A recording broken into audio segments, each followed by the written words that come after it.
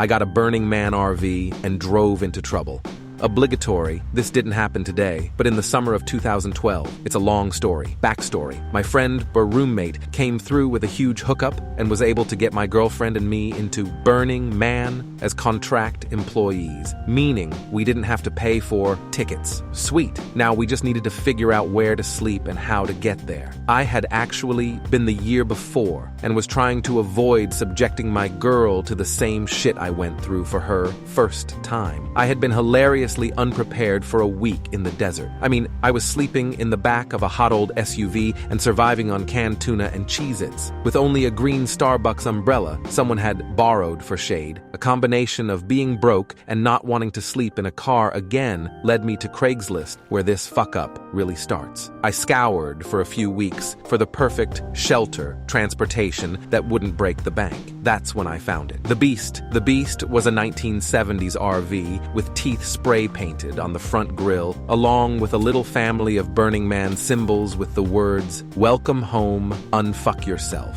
spray painted on the side. Asking price, $1,000. I went to see it in person and it was a glorious disaster, full of dust from previous burns. None of the plumbing worked and it was unregistered. Hey, at least the gas grill worked. Apparently there wasn't a title and the original owner was in jail. So even if there was, he wasn't exactly around to sign it over. A red flag for sure. But oh well, I figured I'd just slap a license plate from a random car. I sold cars and had a couple from old trades on there, and as long as I didn't get pulled over, I'd be fine, right? I stashed the RV at work, did some general maintenance, bought an old parachute to tie to the top for shade, and we were all set. We left on a Saturday with the Beast loaded to the hilt with enough food, water, beer, hard alcohol, and illicit substances to last us 9 days. We were starting from the nearby Big Little City, so the drive was only supposed to take a few hours without traffic. We drove an hour or so, getting each other riled up until my GF proposed a rules of the road style favor. Of course I accepted. This is right as we were pulling into a sleepy desert town. Now I was concentrating about as well as I could given the circumstances, but as we started going down a hill in the middle of town, I let the Beast get away from me. It didn't help that the speedometer bounced around like a bobblehead doll. Mid-favor, I saw flashing lights in the side mirror. Oh shit, this is it. Exactly what we'd hoped to avoid, and of course it happened while we were in a rather, vulnerable state. We were at least able to compose ourselves before the cop got to the window. This didn't change the fact that I was over the speed limit and driving without registration or insurance. In NV, that was about $1,200 ticket already, more than I paid for the RV. Officer Speed Trap informed me that we couldn't put our RV on the road until we got a ride back into town, went to the DMV on Monday, applied for a temporary moving permit, which required a title we didn't have. Then we could go back there, pick it up, and go about our way. I feigned surprise at the registration not being legit and agreed to do just that. He took the fake license plate, pointed to a small dirt lot next to a trailer with hardly any windows, and told me to keep it parked there in the meantime. He also introduced me to a state trooper who would have his eyes out for me in case I decided to make a run for it.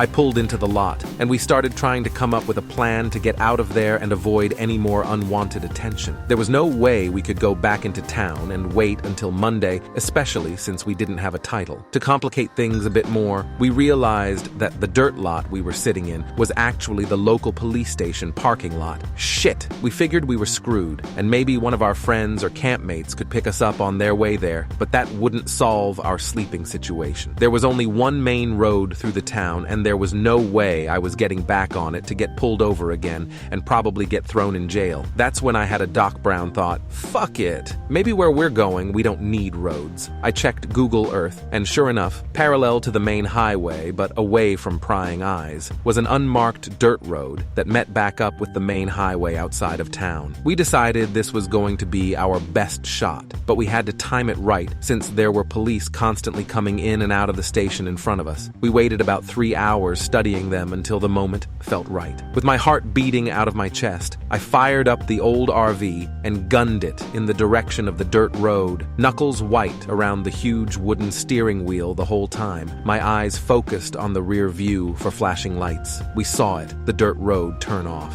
No cops in sight. We were home free. We started on the dirt road, giddy, but still super anxious. We like to have fun, but we're not exactly a run from the cops type of couple. Everything was going smoothly for about a quarter mile until we hit what was basically a dirt version of steep downhill ski moguls. I stood my full weight on the brake trying to get this huge old RV under control. All the bouncing popped our cabinets open, bringing a bottle of gin and rum crashing into each other and soaking into the 1970s RV carpet. Just as I was starting to feel pretty good about maneuvering this downhill, I saw that what goes down must come up, and in this case, very soon. Except this time it wasn't bumpy, but deep Lusasand. I let off the brakey and started revving it to get enough momentum to bring us over the hill. I got about halfway up and the four dually tires in the back dug themselves into the side of this hill. Great. We were stuck in the sand, running from the cops in an RV that smelled like a drunk pirate and feeling utterly hopeless. My girlfriend, who had somehow managed to remain calm through the whole ordeal, was about to break, and I felt like the worst human alive for getting us into this situation. She dug out the back tires with plastic cups as I tried to get out, but nothing was working. We figured it was only a short time before the cops found us. We were utterly screwed. Then, like a country song or a Bible story for rednecks, an angel in an old Ford Ranger appeared. He was just a local kid smoking a bowl and driving around off-road, but he was the closest thing to a savior I've ever met. He informed us that we were off track and should be on the highway. We told him why we weren't. He thought the whole situation was hilarious and called his cousin who had tracks, a tow chain, and a bigger truck to come help us. Sure enough, these two, like a breathing example of Deus Ex Machina, got us unstuck and pointed in the right direction to rejoin the highway safely away from town. After plying them with gratitude, alcohol, and something to fill their bowl with, we finally made it to Burning Man with the beast intact. We took a big sigh of relief and proceeded to have one of the best weeks of our lives. That was until it was time to make the journey back. This has already gotten way too long. Thanks for sticking around. If anyone's interested, I can give a follow-up for the clusterfuck of a drive back. Since a couple people asked, here's what happened on our drive back. After rigging up a bunch of empty water jugs with a bungee cord to the back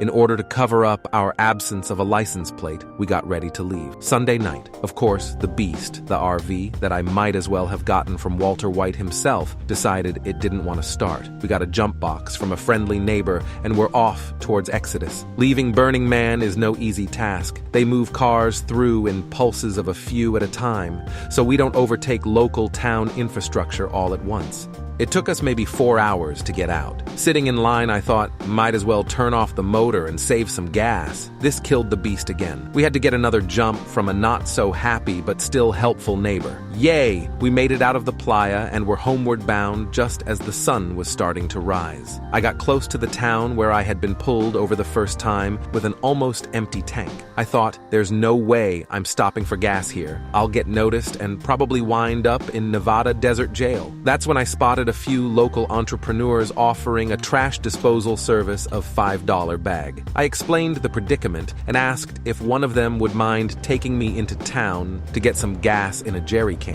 One of them agreed to help, but I had to drive as he had 3 DUIs and was already pretty drunk from the handle of whiskey on the table between them. I said that was fine, and we made our way into town to get gas, leaving my girlfriend in the RV. While in town, he had me take him to about 5 different family members' houses to run errands and say hi. Meanwhile, my girlfriend was freaking out since we didn't have a charged phone between the two of us and she couldn't get a hold of me. I made it back with my inebriated companion, filled up the beast, and went to turn over the ignition. It wasn't just a dead battery now. The whole motor had decided that this was where it would die. Great. We asked the locals nearby if they knew of a tow company that could come out that way. They said their friend owned a wrecker and could get us back into town. Okay. We waited for hours until this guy showed up in a really old F-150 with a couple of chains. There was no way in hell that truck was pulling the beast anywhere. Now we didn't know what to do. Regular tow companies wouldn't go out there, reservation land, and the one they used couldn't do the job. Other burners stopping by were nice enough to let us use their phones, and we tried asking everyone we knew to come get us, to no avail. Right as I was half sticking out of a stranger's window on the phone with one of my co-workers begging for a ride, I heard my roommate, the one who got us tickets, say, "Hey Juicy Burn, is that you?" I almost cried. I've never been so happy. We hugged him, thanked him, grabbed our stuff out of the beast, left the keys on the shifter knob, and dipped. Hopefully, a local was able to get a free RV from it. All in all, the whole ordeal cost me over $2,200. To top it off, since I didn't make it back to BFE, Nevada in time for my court date, my license was suspended for failure to appear. I didn't realize this and drove for a year with a suspended license until a work audit checked. Since it had been a whole calendar year, I had to go retake the written and driving portion of the test. Let this be a lesson, kids. If you're going to Burning Man, just rent an RV like everyone else.